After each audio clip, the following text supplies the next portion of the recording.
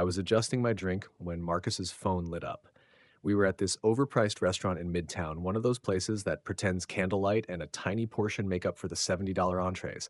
I wasn't trying to snoop, honest, but the screen was right there, angled just enough for me to read the text. Let him finish the deal, then cut him loose. From Gavin Ree. My stomach dropped. The deal. Not just any deal. My deal. $42 million in AI infrastructure, a contract I had spent 8 months building from the ground up. I was the one who scoped it, pitched it, wrote the strategy doc. I flew to Chicago twice, even sat through a 4-hour innovation showcase where Barnes' CTO explained blockchain to me like I was his nephew.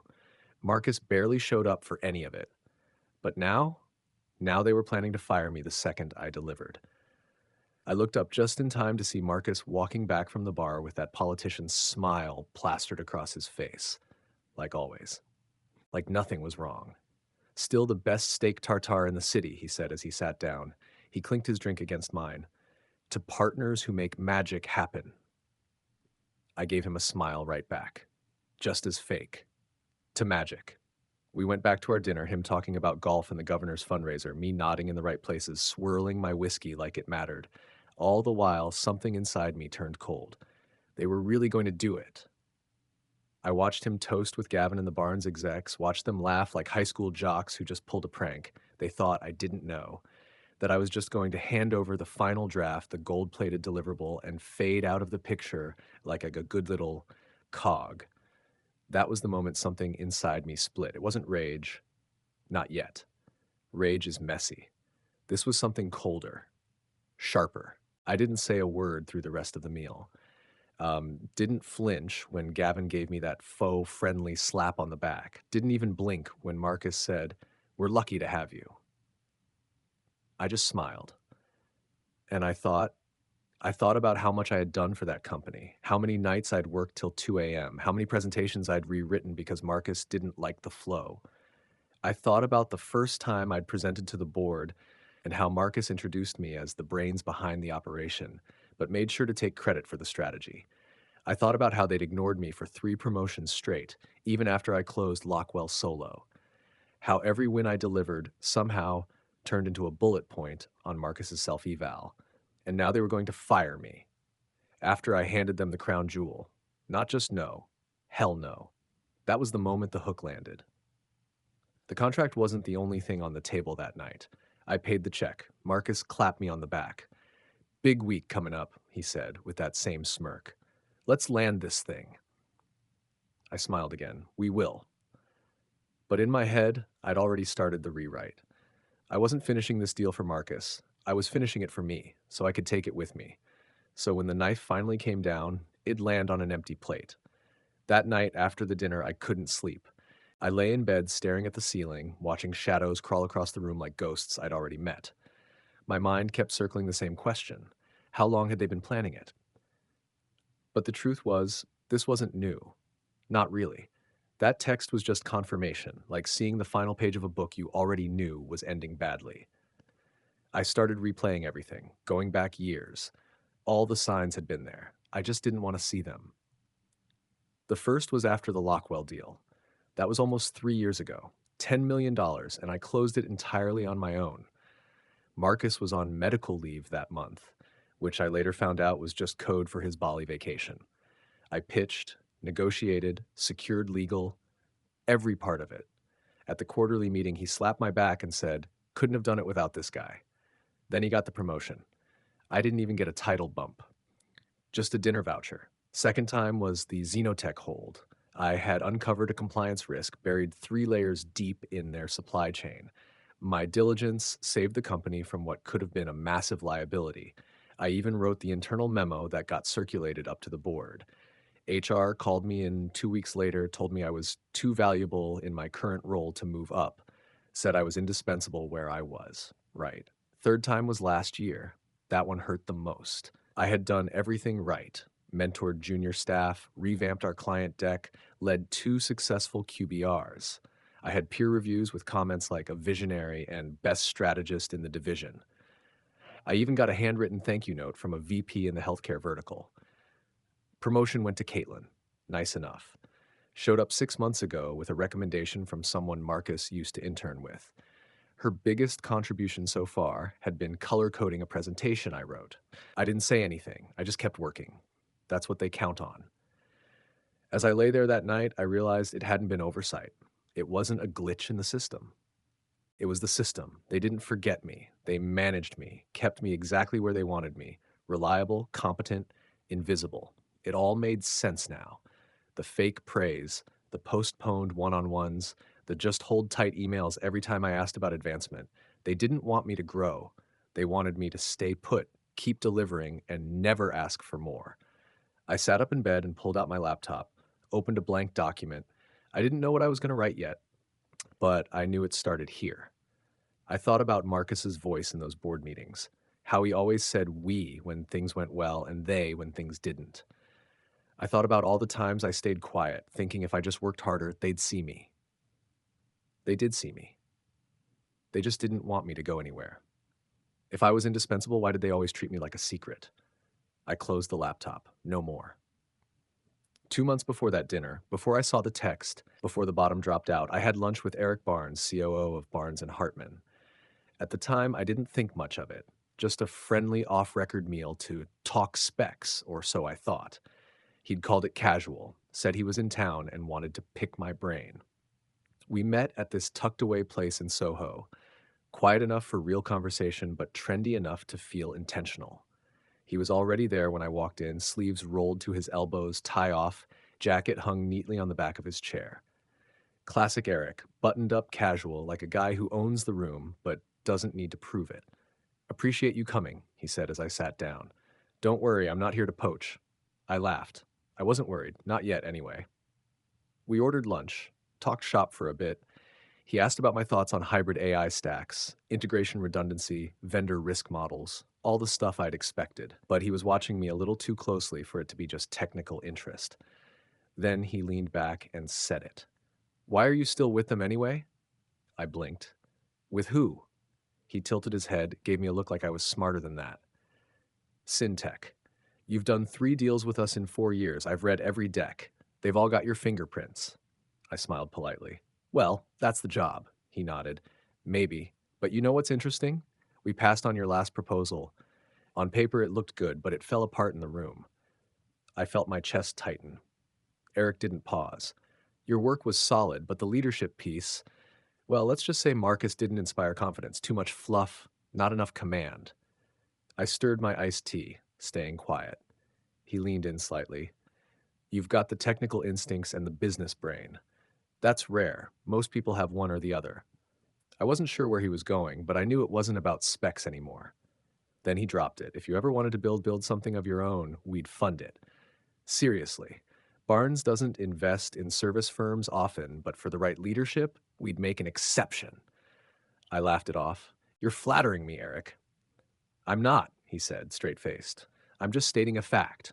You've got the goods. The question is, do you want to spend the next 5 years propping up a guy who thinks eye contact and buzzwords make him a visionary?" I don't remember much after that. The conversation drifted back to safe topics. Lunch ended.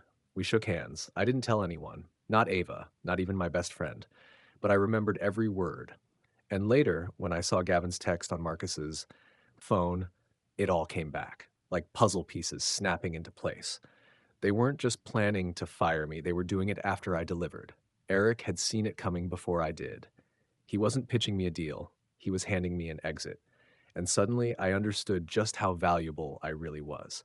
I didn't tell a soul. Not Ava, not my friends, not even my cousin Derek, who once helped me navigate a breach of contract nightmare with a shady startup in Austin.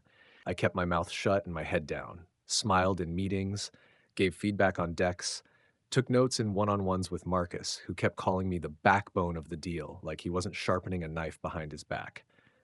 But after that lunch with Eric, everything shifted. Not externally, just inside. It was like something unlatched in my chest and let the air back in, so I started researching, quietly. Every night after work, I'd come home, heat up leftovers, and open a new tab. How to start a consulting firm. Licensing requirements in New York, LLC Res Corp versus LLP. I was methodical about it, almost obsessive. Built a folder, spreadsheets, compared states, tax structures, liability risks. I wasn't looking for revenge. I was building an exit ramp, one they couldn't block. After 2 weeks, I called a lawyer. His name was Alan Kruger. I'd worked with him years ago when he was in-house counsel at Syntech. Smart guy, sharp, dry humor. I remembered he left suddenly. Rumor was he didn't get along with Marcus. That sealed it for me. I found his new firm's number and booked a consult. Told him I needed help starting something clean. No shortcuts, no leaks, no loose threads, I said on the call. You looking to compete with your current employer? He asked, neutral but pointed. I'm looking to protect my own work before they try to take it. He paused. Then let's do this right. We formed Rivers and Row LLC under a shell entity, Egan Holdings, registered it out of Delaware for the legal benefits, but opened a physical office listing in the Bronx to keep it low profile. I didn't touch company property, didn't forward files. Everything was built from scratch, my own computer, my own templates. I bought a separate laptop. I even opened a business checking account in person in the middle of a snowstorm, just to avoid leaving a digital trail at work. Alan walked me through it all. He even asked to see some of my contract language to make sure nothing I used belonged to Syntech. This is all your original structure, he said, flipping through my notes. Clean. You're good. I nodded. I need airtight. Not clever. Just bulletproof. You'll get it. The only person who noticed anything was Ava. She caught me sketching out business models one night after a client call ran late. What's that? She asked, pointing to the whiteboard I'd been wiping down too quickly. Just something I'm playing around with, I muttered. She didn't push, just gave me a look, the kind that said she saw more than I wanted her to. But she didn't say a word, just walked out with her mug and closed the door behind her. That was when I knew I had to finish this alone. For now. I didn't need vengeance. I needed paperwork. And by the end of that month, I had it. Rivers and Row was real, legal, structured, quiet.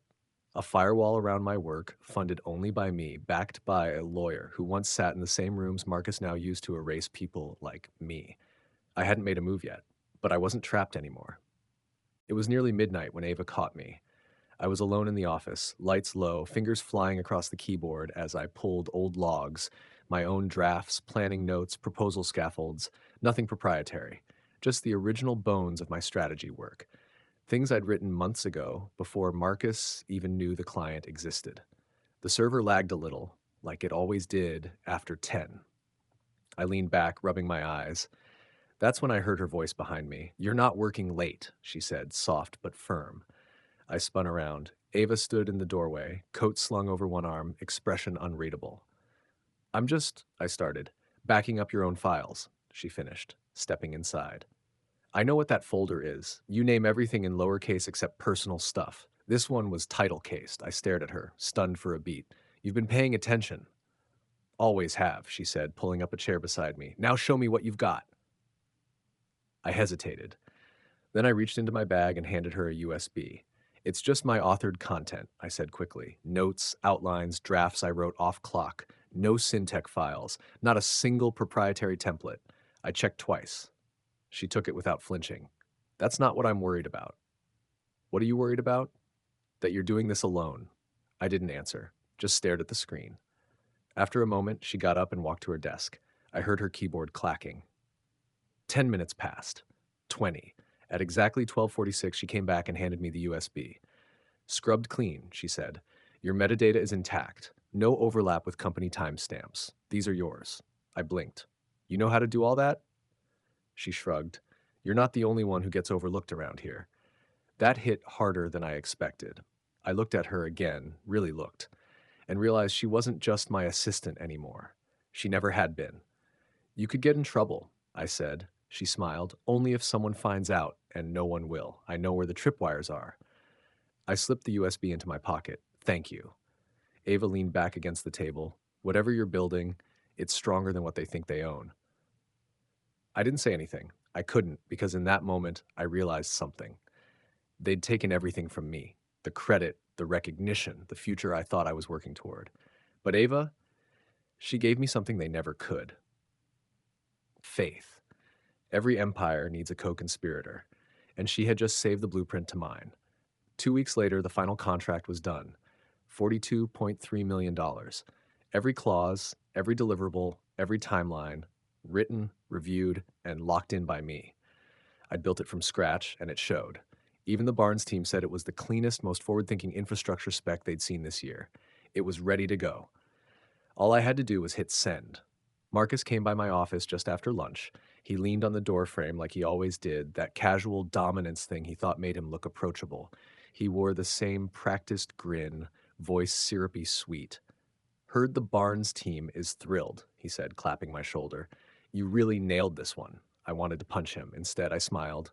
"Just doing my job." He chuckled. "Don't be modest. You make us all look good." Then he nodded toward my screen. "You sending it today?" "Just giving it one last proofread," I said, minimizing the window. He gave me a thumbs up. "Copy me when you send, will you? I'll follow up with Eric personally. Big week ahead." And then he was gone. I stared at my laptop, fingers hovering over the mouse. I could feel my pulse in my neck. One click and it would all be out of my hands. They'd get their deal. I'd get nothing. Probably a cheerful email from HR 2 days later letting me go as part of broader restructuring efforts. Then Ava walked in, no knock, just urgent steps and a pale face. "Close your laptop," she said quietly. I turned. "What's going on?" She shut the door behind her. I was in the printer room. HR left a draft org chart on the tray. I saw your name. My mouth went dry. "What kind of chart?" "Post restructure. You're not on it." I sat there, stunned. She stepped closer. "They're letting you go. Friday morning. They're keeping it quiet until after the contract's filed." I looked down at my screen. The email to Eric was already drafted, attachment ready. All it needed was a click. Instead, I hit delete. Then I closed the laptop. "Thank you," I said quietly. Ava nodded, fierce and certain. "They don't deserve it." She left without another word. I sat there for a long time after that, just breathing. The pressure in my chest wasn't gone, but it shifted, like the moment right before a storm breaks. I had something they didn't know I had: time. And the contract. They had underestimated me. Again, the contract was done. So was I, but not how they planned. That afternoon, Marcus walked by my office twice, probably checking if I had sent it. I smiled both times. Let him wonder. Because now I wasn't holding a deliverable. I was holding the trigger. And I wasn't about to hand it to the guy aiming it at me. The next morning started like any other, until it didn't. I got to the office early, coffee in hand, ready to stall just a little longer. I still hadn't sent the contract. I was going to make them wait, sweat, second guess. Maybe even push their timeline into a panic. But none of that happened. Instead, I swiped my badge at the turnstile and got a red light. I tried again. Another red light. The security guard, a new guy, young, polite, looked at me apologetically. "Sorry, sir. Your badge is coming up inactive." I forced a smile. Probably a glitch. But I already knew what it was. I walked over to the front desk and asked them to buzz me through. They hesitated, called upstairs, whispered something I couldn't hear. 5 minutes later, one of the HR associates, Kelsey, came down with a tight-lipped smile and a sealed envelope. "Hey, can we chat real quick?" I didn't even open it. "I'm fired," I said flatly. She blinked, clearly thrown off. "There's been a restructuring. Your role was impacted." Sure it was. I nodded once, took the envelope, and walked past her without another word. My email was already wiped, laptop locked out, phone plan disconnected. No warning, no meeting, no handshake, just silence. The kind that feels premeditated. When I got to my desk, what used to be my desk, my nameplate was gone. So was my laptop dock. Even the spare pen I kept under the monitor had vanished. But there was something else, a plain white envelope on my chair. My heart jumped. I opened it. Inside was a USB and a single sticky note in Ava's handwriting. "You'll need this. It's everything you built." I swallowed hard. They erased me. But they didn't win because Ava had pulled my files, not theirs, mine. My drafts, my strategy memos, my internal notes with timestamps proving authorship. She had quietly secured the only thing that mattered: my work, my foundation. I walked out of that office building slower than I ever had. No one said goodbye. No one followed me to the elevator. I passed Marcus in the hallway. He was laughing with someone from finance, didn't even flinch when he saw me. Of course he didn't. To him, I was already gone. But he had no idea what I was walking out with. I didn't walk out empty-handed. I walked out with proof. Because here's the thing, no one ever bothered to double check. I was a contractor. Not full-time. Not W-2. Independent, no benefits, no equity, which meant they had no claim to the intellectual property I created on my own systems. And they were too arrogant to read the contract language I had updated 6 months ago, language that made it crystal clear. What I built was mine, not theirs. They thought they'd fired a pawn. What they really did was light the fuse. I spent the whole afternoon in my apartment just staring at the laptop. It sat there on the coffee table like a loaded weapon. The contract file was still there, perfect, polished, untouched. The same one Marcus thought I'd sent, the one they fired me for, the one they were probably still waiting on. I hovered my cursor over the file for almost an hour. At one point, I nearly deleted it, just wiped it clean, like they'd tried to do with me. Let it all go. Start fresh. But I didn't, because right before I hit the trash icon, I thought about everything. The nights I worked past midnight, the meetings I carried when Marcus didn't even bother to show, the pitches, the rewrites, the Barnes lunch, the red badge light. Then I remembered something else. Eric's email. I dug through my inbox, the one they didn't control, and found it.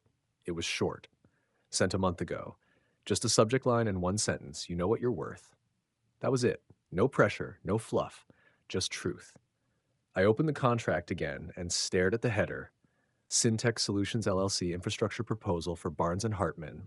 I hit backspace, deleted it. Then I typed Rivers and Rowe LLC infrastructure proposal for Barnes and Hartman. I stared at it for a long time. Then I added my name, my signature line, my new email address. I double-checked every line item, every legal clause. Alan had helped me draft mirrors of these docs under my own LLC. I'd reviewed them 5 times over. Everything was clean. Mine. Legal. I attached the file to a blank email. No pleasantries, no explanation, just a subject line. Barnes proposal, finalized, and one line of text, I'm ready. I hit send. Not to Marcus, not to Gavin, not to anyone at Syntec. Straight to Eric. Less than 5 minutes later, I got a reply. Funding is ready. Let's announce Friday. Just like that. It was done. The deal they tried to steal, the one they fired me over, was now mine. Fully legal, fully signed, under my name, my company. I sat back on the couch, arms crossed, staring at the screen. The old me would have felt vindicated, triumphant, maybe even scared, but not now. Now, I just felt settled, like the ground had finally stopped shifting under my feet. They thought I'd crumble. Instead, I claimed what I built. No blow up, no war, just a name change. And that was enough to take it all back. The article dropped the next morning. I didn't even know Barnes had a PR team that moved that fast. But there it was, front page of the tech finance section, syndicated everywhere by noon. Barnes and Hartman finalizes $42 million AI infrastructure deal with newcomer Rivers and Rowe. Newcomer. That made me laugh. The piece quoted Eric directly, called our strategy visionary and structurally leaner than any proposal they'd seen in 5 years. They even highlighted how our independent agility made us a better fit than larger, more bureaucratic firms. I sat in my kitchen, sipping coffee that finally tasted good again, phone buzzing every 30 seconds. Marcus called 6 times. I didn't answer once. Then Ava texted. Ava, he cracked his laptop when he saw it. I stared at the message, lips curling into a slow grin. I could picture it perfectly, him pacing, screaming, trying to figure out what had just happened. How the deal he thought he'd buried me with showed up under someone else's flag. My flag. Then the emails started. First it was Veltonics, then Casteron Systems, then Veltic Solutions. All former clients. All mine. They'd heard the news, congratulated me, asked if we were taking on new work, said they always knew the strategy came from me, not the logos on the slide decks. By noon, I had over 30 emails in my inbox. By 4 p.m., Alan called. They're not just rattled, he said, they're unglued. Their legal team tried pulling internal docs this morning. Looks like they're preparing something. I wasn't worried. Let them, I said. They don't have a leg to stand on. They don't, he agreed. You structured everything. They'll bluff. That's all they've got now. By dinner, Eric forwarded me a new message from Barnes' CEO. We'd like to talk about funding your next product move. Interested? I sat back in my chair, stunned for a second. Next product move. They weren't just happy with the deal. They were already lining up the future. I called Ava. She picked up on the first ring. Hey, she said, you see the coverage? Everywhere, she said. I had 3 recruiters email me this morning. One asked if I was the Ava from Rivers and Rowe. I laughed. You are. She was quiet for a second. Then, you okay? Better than I've been in years. Another pause. So it worked. It worked. We didn't say anything for a while after that, just breathed, like two people who had finally come up for air after holding it for too long. That night, I looked through the inbox again, reread Eric's first email, the one that said, "You know what you're worth." Back then, it felt like wishful thinking. Now, it felt like prophecy. Silence wasn't revenge, it was justice. And justice, it turned out, didn't always come with noise. Sometimes it came with a new email domain and more clients than office chairs. The letter came by courier 2 days later. Thick cream-colored envelope, bold serif font on the front, Syntech Legal Affairs. No return address. Just that title like it was supposed to intimidate me. I didn't even open it right away. I was in my new office, the real one this time. Not a whiteboard in my living room. Not a laptop at the kitchen table. An actual glass-walled space on the 12th floor of a shared suite in Manhattan. Not huge, but sleek. Clean. Mine. I let the envelope sit on my desk for a while, unopened, while I hung a frame on the far wall. Matte black wood, no photo inside. Just a printout, centered perfectly. Let him finish the deal, then cut him loose. I read it every morning now, the moment everything changed. The proof that they wrote their own downfall in 12 words. Eventually, I opened the letter. 5 pages, full of threats dressed in legal language. Unauthorized interference in business relations. Misuse of proprietary information, violation of non-compete ethics clauses. I skimmed most of it. None of it made sense. Then I slid it across my desk to Alan, who was sitting across from me with a coffee and that same crooked grin he always wore when he smelled weakness. "They finally sent the threat," I said. He didn't even look concerned. Alan flipped through it, snorted once, and closed the folder. "You know what the funniest part is?" he said. "What's that?" "They're citing IP rights that don't exist. Because you were a contractor, which they made you on purpose to avoid paying for benefits, which means." He turned the folder back around and tapped the cover. "They have no ownership of anything. No legal claim, no NDA binding your independent projects, not even jurisdiction to threaten a cease and desist." I stared at him. "They really don't?" "They exploited you for years with that loophole. But now it works for you. They can't sue you for stealing something that legally wasn't theirs." I leaned back in my chair, feeling a satisfaction deeper than I expected. "They buried me with their own shovel." He grinned. "That's why I like working with you. You pay attention." I glanced at the letter again, then tossed it into the drawer. It landed with a soft thunk on top of a folder labeled Old Contracts, Syntech. I'd probably keep it there. A little memento. They tried to bury me under paperwork. I built a wall out of it. That week, we signed 3 more clients. I hired Ava officially as chief of ops. Gave her the office next to mine and full salary with equity. She cried when she saw the offer letter, said no one had ever believed in her like that. "Wrong," I said. "You believed in me first."